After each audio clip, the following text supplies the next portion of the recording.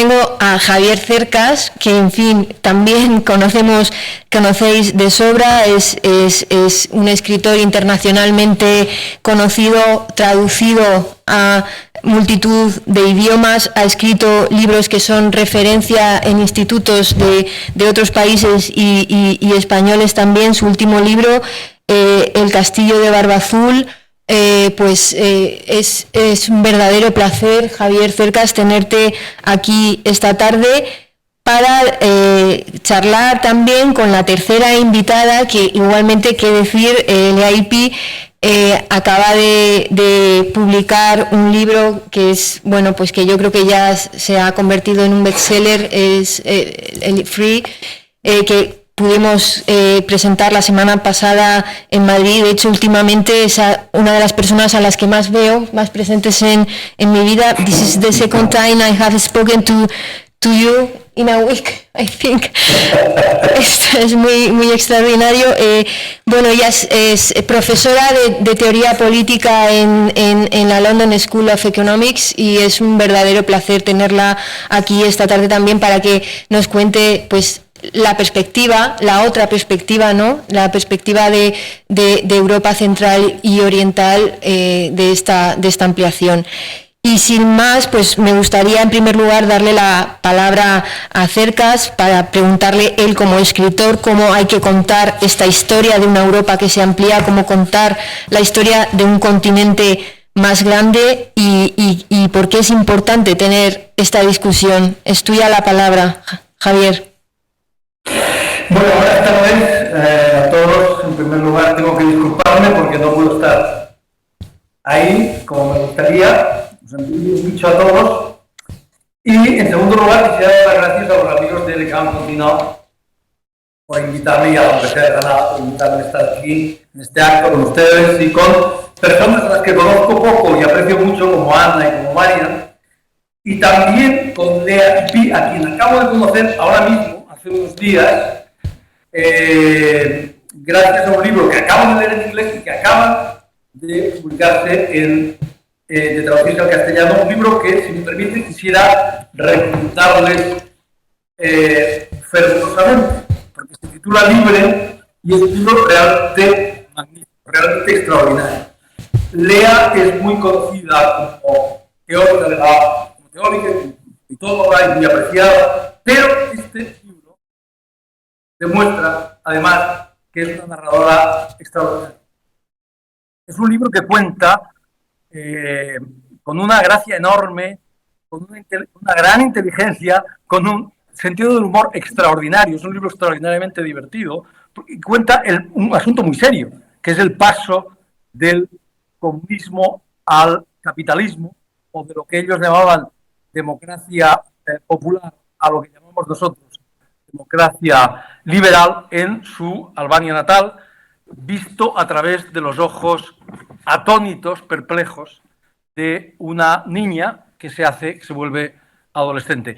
Ahora lo estábamos comentando con Mariam, yo no conozco nada similar en España, donde también pasamos los años 70 y 80, como sabes, Lía, desde una dictadura, que por cierto también se llamaba democracia orgánica, ¿verdad?, aunque era una dictadura, obviamente, a la democracia liberal actual. Yo les recomiendo a ustedes que lean este libro, porque ahora, precisamente, que Albania, desde hace años, pero ahora parece que ya es inminente, está llamando con fuerza a la Unión Europea, es un libro que enseña muchísimas cosas también sobre el presente. Bueno, permítanme decirles también que tengo que decir que, a pesar de la insistencia de mis amigos de Le Camp Continent, yo no me siento autorizado a hablar del asunto que nos reúne aquí, no por lo menos con la competencia con que lo harán mis colegas. Yo no soy politólogo, no soy periodista, ni siquiera soy historiador. Yo simplemente soy un novelista, y los novelistas, como decía Cervantes, sabemos un poquito de todo, pero no sabemos mucho de nada. Entonces, claro, lo que sí soy, eso sí es verdad, es un ciudadano común y corriente, un ciudadano que sabe que la palabra política viene de polis, que significa más o menos, no exactamente, pero más o menos, ciudad.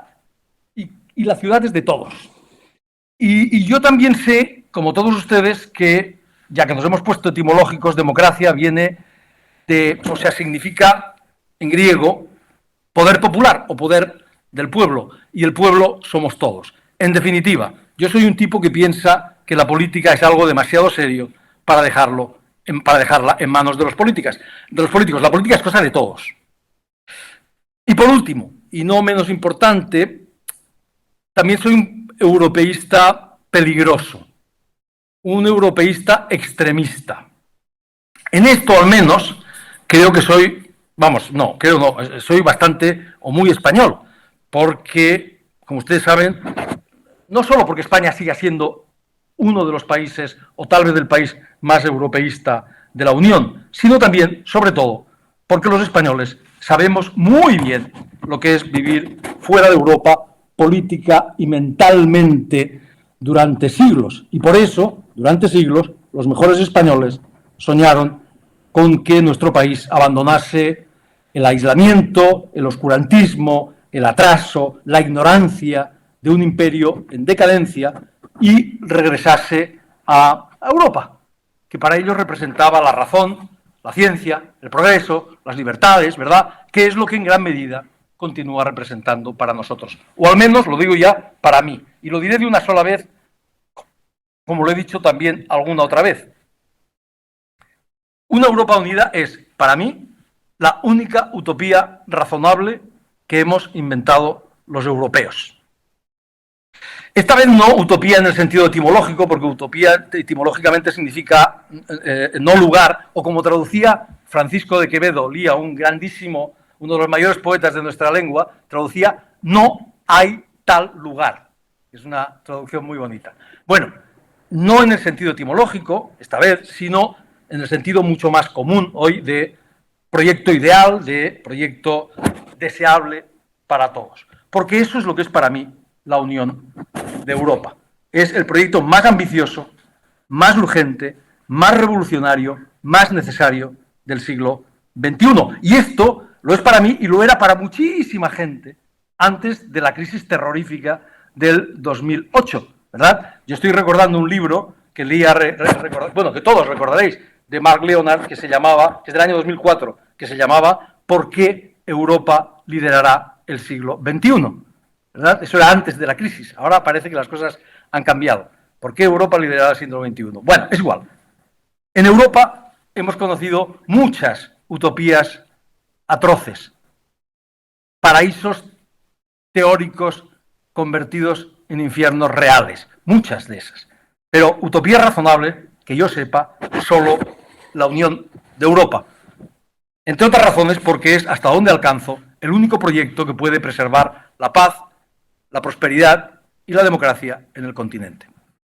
Y yo quisiera, ustedes me van a perdonar, pero quisiera recordar algunas cosas absolutamente obvias, que todo el mundo conoce, pero que todo el mundo olvida, constantemente, que todos, yo el primero, olvidamos, pero que son cosas fundamentales. La primera de todas. La primera de todas es que el deporte europeo, por excelencia, no es el fútbol, como la gente se cree. Eso es falso. El deporte europeo por excelencia es la guerra. Ese es el deporte europeo por excelencia. Durante el último milenio, los europeos nos hemos matado entre nosotros sin darnos un solo mes de tregua, y de todas las formas posibles. En guerras de 100 años, en guerras de 30 años, en guerras civiles, en guerras de religión, étnicas o en guerras mundiales que en realidad eran básicamente guerras europeas. Y esas últimas, en el siglo pasado, fueron realmente espeluznantes.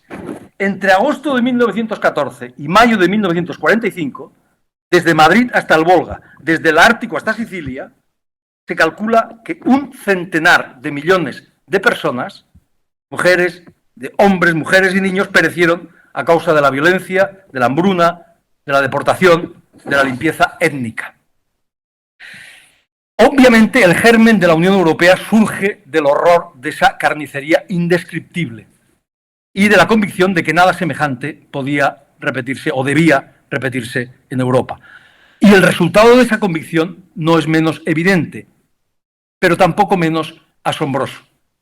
Mi padre conoció la guerra, mi abuelo hizo la guerra, mi bisabuelo y mi tatarabuelo y probablemente todos mis antepasados conocieron o hicieron la guerra. Pero yo no la conozco.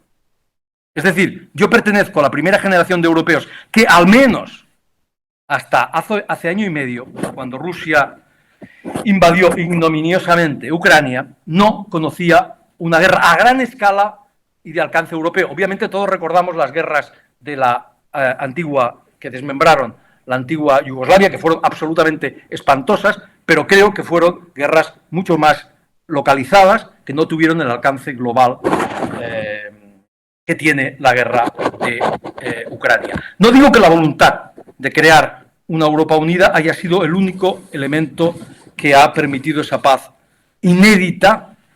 Michel Serres decía, la paz más larga desde la guerra de Troya, decía Michel Serres. Una paz casi inédita en la historia de Europa. Digo que sin ella hubiese sido muchísimo más difícil esa paz, por no decir imposible.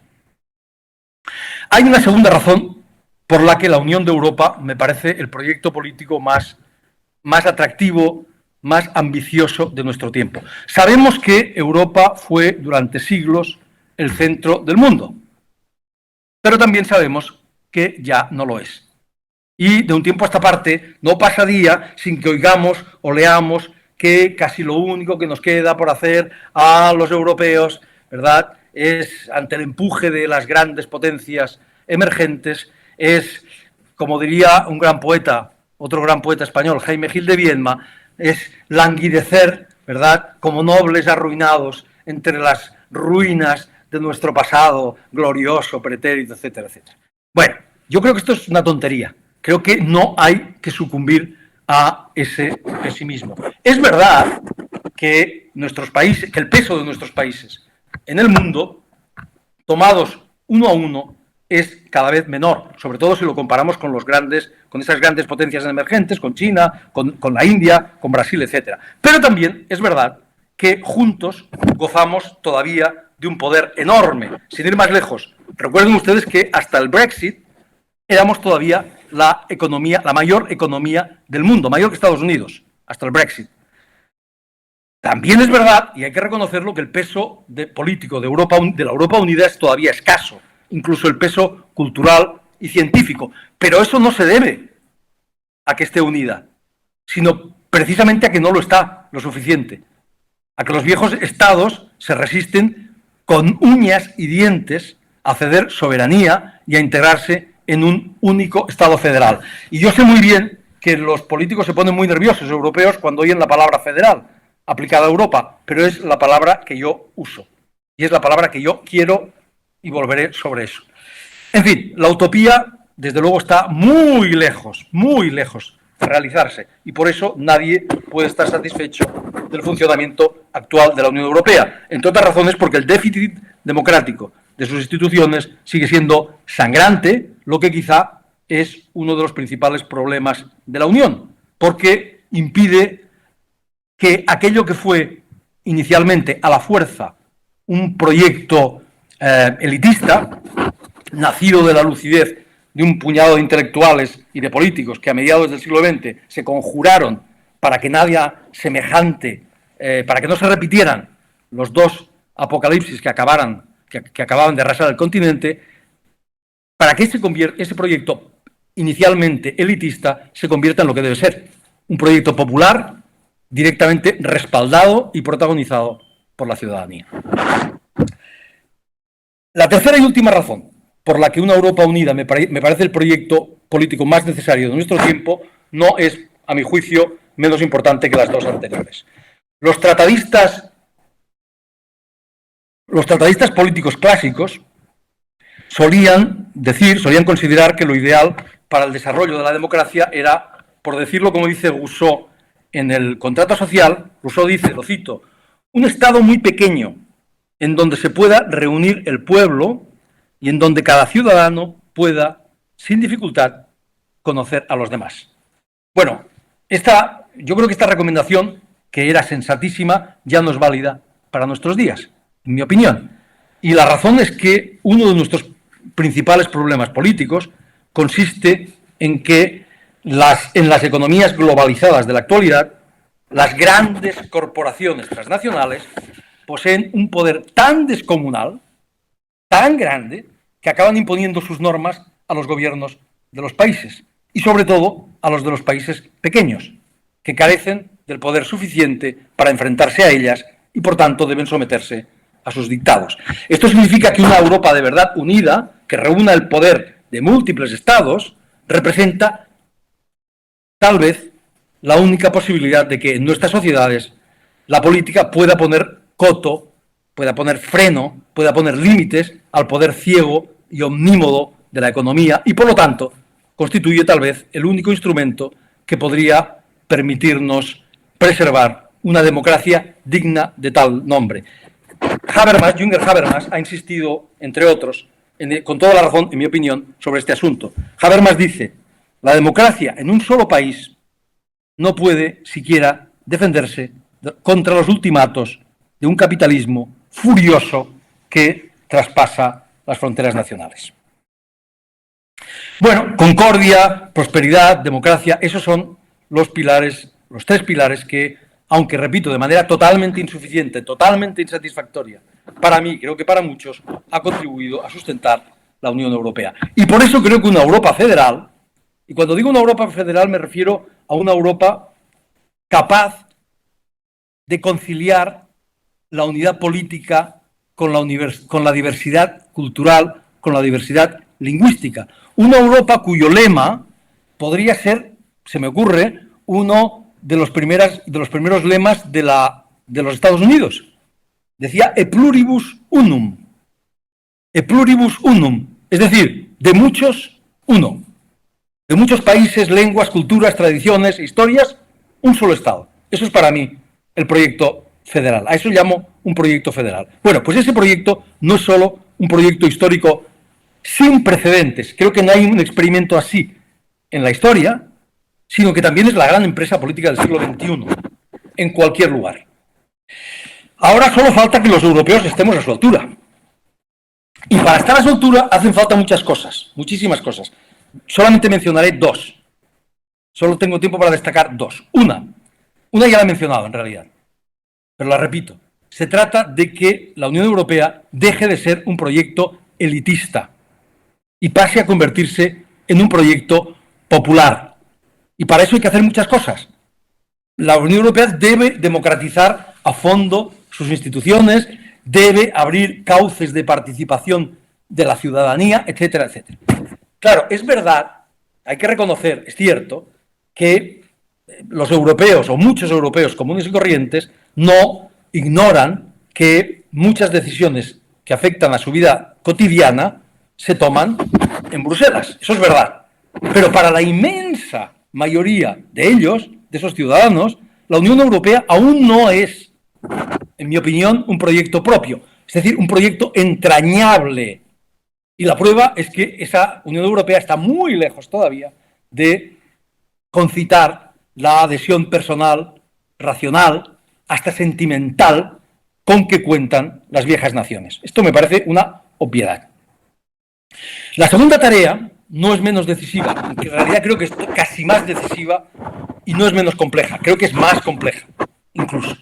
Consiste en sustituir la mentalidad, el paradigma competitivo y excluyente del nacionalismo que ha regido Europa durante los 2 últimos siglos por la mentalidad y el paradigma cooperativo e incluyente del federalismo. Esto es muy complejo, pero rápidamente, ¿qué es el paradigma? Para mí, me parece que históricamente es obvio. El paradigma, ¿a qué llamo el paradigma nacionalista? El paradigma nacionalista dice, en el cual vivimos todavía, dice una lengua igual a una cultura, igual a una nación, igual a un Estado. Eso dice el paradigma nacionalista. En cambio, el paradigma o la mentalidad o el modelo federalista dice lo que propugna o lo que debería propugnar es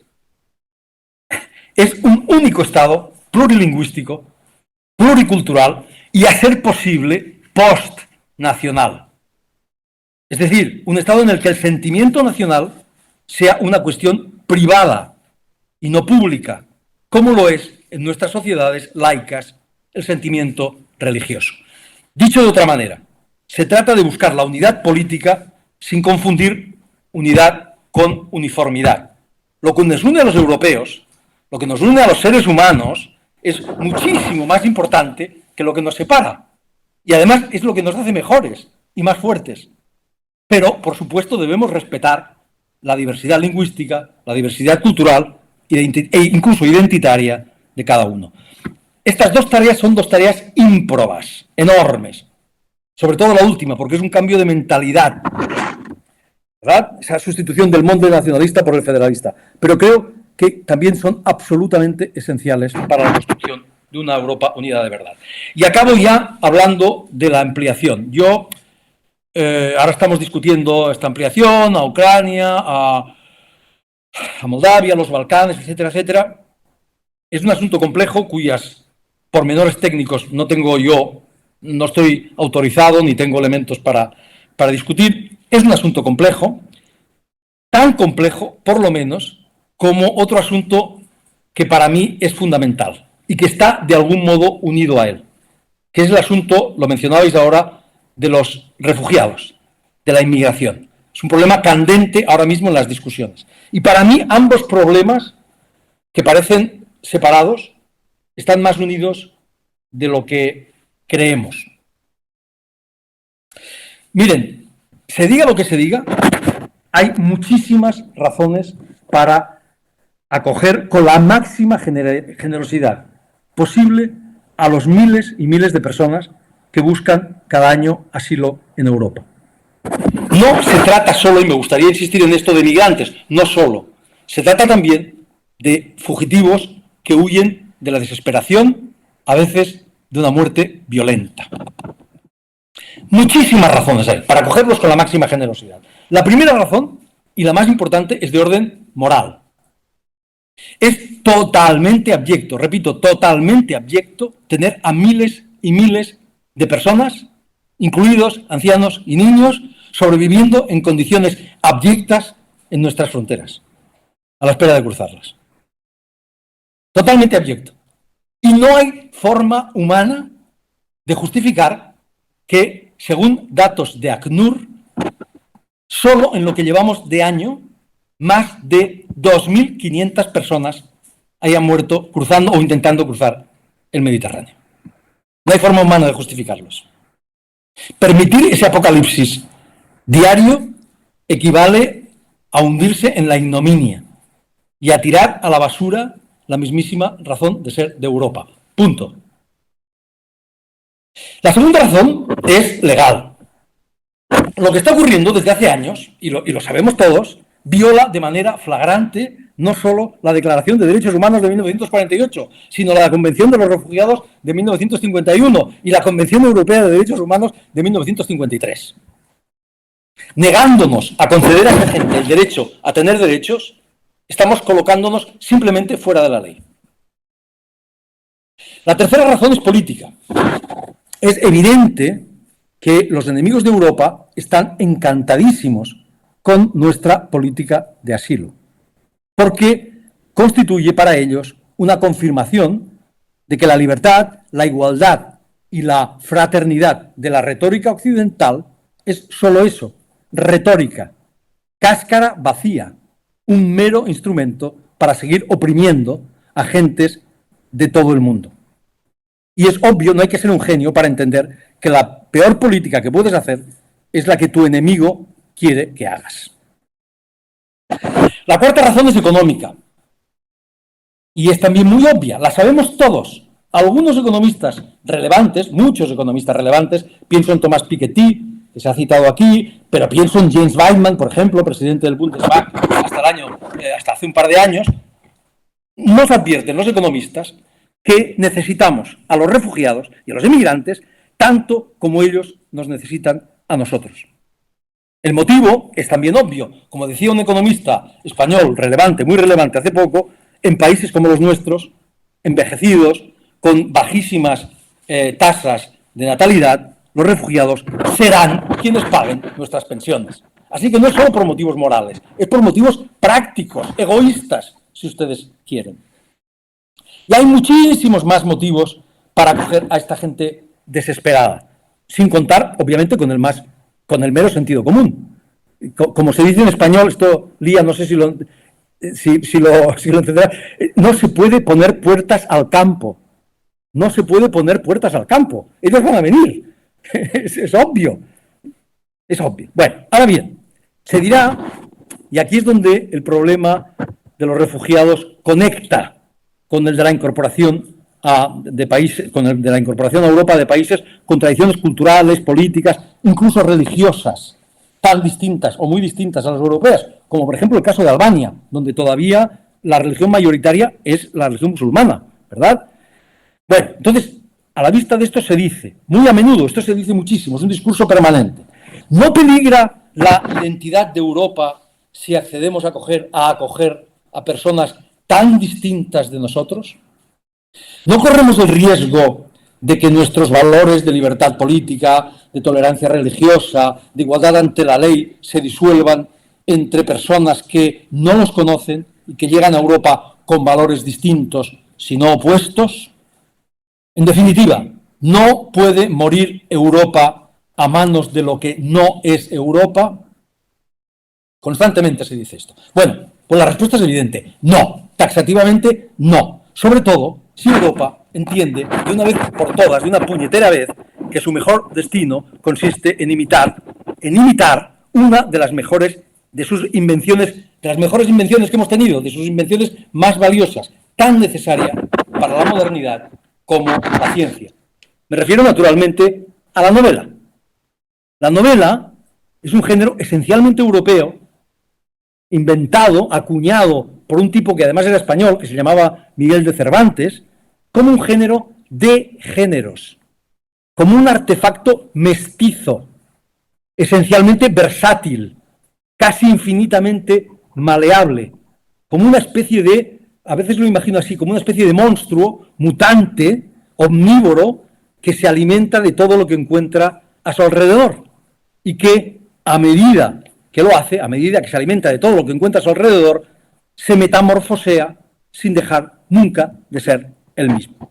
Así se explica la historia de la novela, que aprendió con Cervantes a asimilar los demás géneros, que aprendió con Balzac a asimilar la historia, que aprendió con Flaubert a asimilar la poesía, que aprendió con los grandes novelistas de principios de siglo, Thomas Mann, Hermann Broch, Robert Musil, a asimilar la filosofía, a asimilar el ensayo, y que está aprendiendo últimamente también a asimilar el periodismo.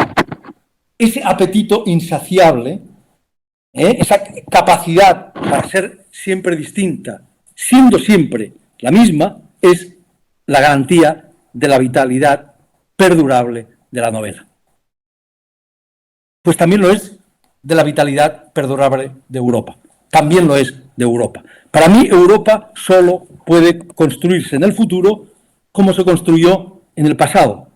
Es decir, asimilando lo que no es Europa, apropiándose creativamente de otras culturas, de otras formas de vida, de otros valores, convirtiéndolos en europeos y demostrando así que es capaz de erigir, de levantar, de crear una sociedad más libre, más próspera, más pacífica que cualquier otra, una sociedad en la que todos aspiren a vivir y a la que todos quieran parecerse.